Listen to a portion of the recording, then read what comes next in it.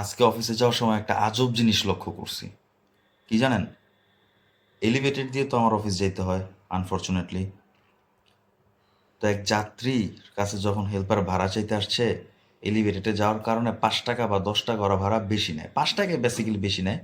Airport থেকে farm গেটের ভাড়া হচ্ছে আপনার 35 টাকা। তো ওরা 5 টাকা ভাড়ায় 40 টাকা নেয়। এখন যাত্রী বলতেছে, আমি প্রতিদিন যাই, ভাড়া 35 টাকায় দিই, কোনো বাস 40 টাকা নেয় না, আপনি 40 টাকা নেবেন কেন?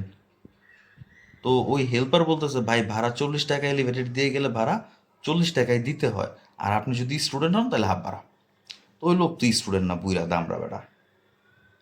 তো তখন ওনার কথা শুনে ওনারা বললাম যে, ভাই মনে করেন যে আপনি প্রতিদিন এলিভেটেড দিয়ে যান, কোনো দিন ডাকাতি হয় না, আজকে ডাকাতি হয়ে গেছে, বাসের মধ্যে লোক উঠে গেছে, ডাকাতি উঠে গেছে। ওটা তখন কি আপনি কইবেন, আমি তো প্রতিদিন যাই দিক দিয়া, কোনো সমস্যা হয় না, আজকে কে লেগে হইলো ডাকাতি, আজকে আমি ডাকাতরে আমার কাছে যা আছে এগুলো দিন না, এটাকে পার পেয়ে যাবেন? দেয়া লাগবে তো। ভাই প্রতিদিনই ভাড়া 40 টাকাই দেয়া লাগে। ওই ডাকাত যেদিন একদিন উঠবে সেদিনও ডাকাতের সব কিছুই দিতে হবে।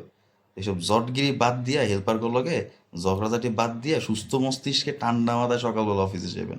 কারণ আপনার জন্য দেখা গেছে আশেপাশে আরো 10টা মানুষের সমস্যা হয়, বাসের মধ্যে কেউ কেউ লাগাই দেন মিয়া ফাউল।